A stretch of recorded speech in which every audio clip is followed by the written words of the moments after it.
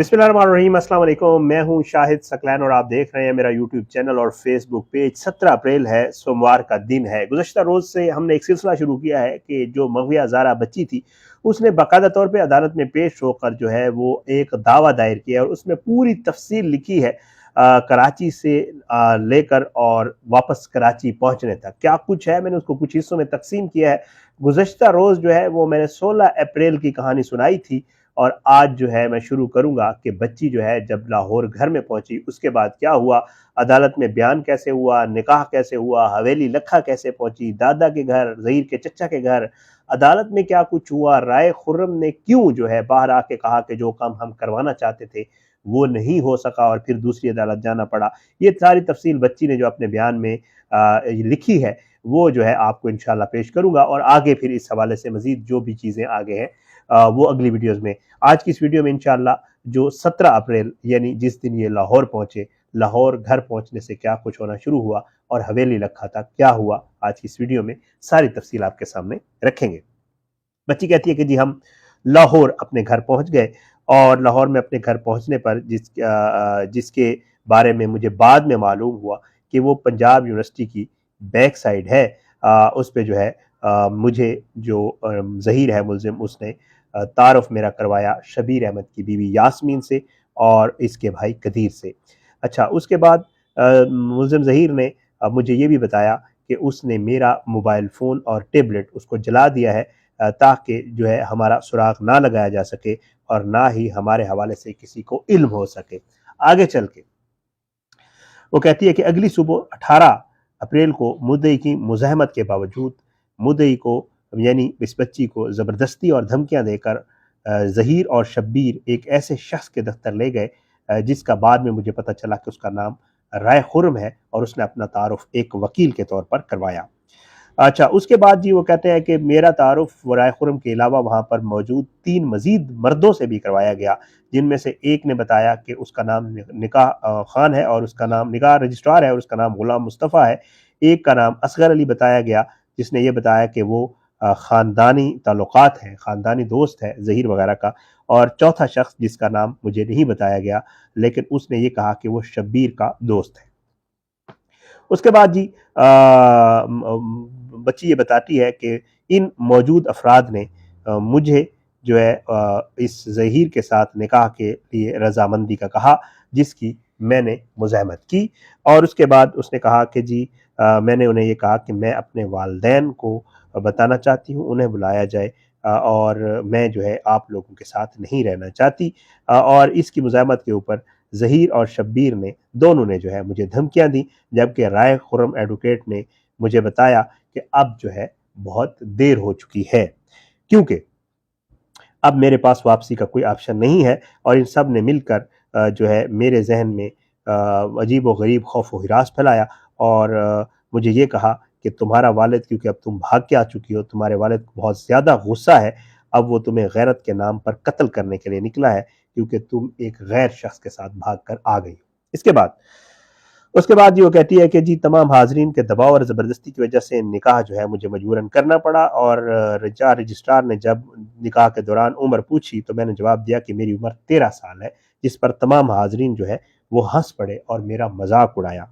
और इसके बाद एडवोकेट राय खुर्रम ने निकाह खान को हिदायत की कि वो निकाह पढ़ाए और मुद्दी की उम्र 18 साल लिख दे। और निकाह खान ने जानबूझकर मुद्दई के अपनी मर्जी के खिलाफ जो है गलत उम्र का जिक्र किया। और ये भी है कि यहाँ पर यह बात भी काबिल गौर है कि उन्होंने इस बदनीति और मनसूबाबंदी के तहत इस निकाह की तारीख जो है वो 18 की बजाय 17 अप्रैल लिखी, जो कि पिछली तारीख है। और इस चीज़ को यकीनी बनाया कि जी मुद्दा और मुद्दई मतलब ज़हीर और बच्ची का निकाह जो है वो घर से निकलने के फ़ौरन बाद कर दिया गया था। ये मतलब, और निकाह की कापियाँ भी साथ मुंसलिक हैं, साथ ये लिखा हुआ है इसकी कापी मुंसलिक। इसके बाद वो कहती है कि जी ज़हीर ने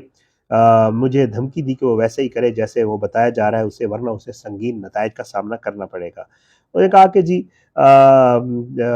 मुझे ये भी बताया गया कि मेरे पास अब ज़हीर के साथ रहने के अलावा कोई ऑप्शन या जाने की जगह नहीं है और मुझे अपने वालिदैन से कोई उम्मीद नहीं रखनी चाहिए कि वो मुझे वापस ले जाएंगे या मुझे कबूल करेंगे। ना तो मुझे कबूल करेंगे, हकीकत ये है कि वो बहुत ज़्यादा नुकसान मुझे पहुंचाएंगे और मुझे ख़ानदान की बेइज्जती करने की वजह से कत्ल कर दिया जाएगा। उसके बाद जी वो कहते हैं कि ज़बरदस्ती निकाह की तकरीब के बाद मुद्दई को एडवोकेट राय खुर्रम, ज़हीर और शब्बीर एक इमारत में ले गए, जो मुझे बाद में मालूम हुआ कि ये एक कोर्ट है, और मुझे डराया धमकाया गया और हिदायत की गई कि वो किसी को ना बताए कि उसकी उम्र जो है कितनी है। जब उससे पूछा जाए उसकी उम्र कितनी है तो वो सिर्फ ये कहे कि उसकी उम्र 18 साल है, और अगर कोई ज़हीर से शादी के हवाले से पूछे तो वो बताए कि जी मैंने अपनी मर्ज़ी से ये शादी की और मेरी मर्ज़ी से घर छोड़ा है और अपनी आज़ाद मर्ज़ी से ज़हीर के साथ खुशी खुशी रह रही हूँ। वो कहती है कि जी अदालत में जाने से पहले एडवोकेट राय खुर्रम ने कुछ दस्तावेज़ात में मुझसे दस्तखत कराई, जिसके बाद में मुझे पता चला कि ये एक दावा है जो मेरे वालिदैन के ख़िलाफ़ और मेरे कज़न ज़ैन के ख़िलाफ़ किया गया है, जो कि टोटली जो है एक मनगढ़ंत और बेबुनियाद झूठी कहानी पर मबनी था, जो मेरे नाम से दायर किया गया था। उसके बाद उसके बाद जी वो कहती है कि जी मुझे जो है एक डिस्ट्रिक्ट कोर्ट ले जाया गया। वहाँ पर जो है महज मेरा नाम, वालिद का नाम और उम्र पूछी, और मुसलसल डर, खौफ और धमकियों की वजह से कि शब्बीर क्या करेगा, मैं जो है ये बताने पर मजबूर हुई कि जी मेरी उम्र 18 साल है। और आया कि और फिर साथ ये भी पूछा गया कि क्या जो आपने दरख्वास्त दी है इसके मुदरजात दुरुस्त हैं। तो जो है मुझे राय खुर्रम ने हाँ में सर हिलाने पर जो है वो उसने कहा, और फिर मैंने ऐसा ही किया। और जब इसके बाद जज की तरफ से जो है मेरी मुझसे ये पूछा गया कि आपने किस क्लास तक तालीम हासिल की है, तो मैंने उसे बताया कि मैं ग्रेड 4 में थी और इसके बाद 2 साल घर में तालीम हासिल की, यानी 6th क्लास तक। तो उसके बाद वो कहती है कि जी ये जवाब सुनकर फाजिल जज जो थे उन्होंने वो फाइल बंद कर दी, और मेरा जो बयान रिकॉर्ड हो रहा था उसे दरमियान में रोक दिया, और एडवोकेट राय खुर्रम से पूछा कि ये क्या मामला है। उससे उन्होंने वजाहत तलब की, जिस पर राय खुर्रम ने जवाब दिया कि बच्ची जो है असल में इसने FSC तक पढ़ा है और घबराहट की वजह से इससे गलती हुई है बताने में। और जो है उसके बाद राय खुर्रम ने ज़हीर को इशारा किया कि वो मुझे कोर्ट के बाहर ले जाए। कहता जब बाहर, और राय खुर्रम जो है उसने जज से बातचीत जारी रखी और उसे कहा कि वो इसकी समाअत जो है आगे मुलतवी कर दे। अदालत के अहाते में वो कहता है कि राय खुर्रम बाहर आया और शब्बीर से कहा कि वो जिस चीज़ के लिए आए थे वो चीज़ साबित नहीं हुई और उन्हें दूसरी अदालत जाना पड़ेगा। इस मौका पर बहरहाल वो साथ लिखा गया है कि जी कुछ चीज़ें मज़ीद लिखी गई हैं कि जी इस जज के सामने दोबारा पेश नहीं किया, जो भी आगे की कुछ भी हवालात दिए गए हैं। फिर उसके बाद जी कहा गया कि इसके बाद मुद्दई को वापस जो है ज़हीर के घर लाया गया बच्ची को, और ये हिस्सा जो है मैं स्किप कर देता हूँ, तफसील है इसमें।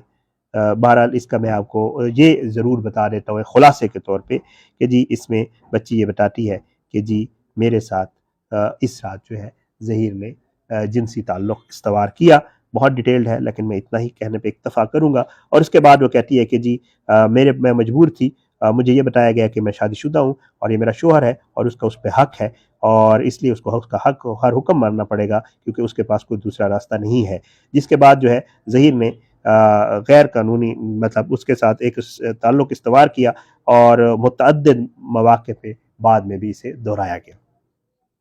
अच्छा, उसके बाद जी बच्ची ये कहती है कि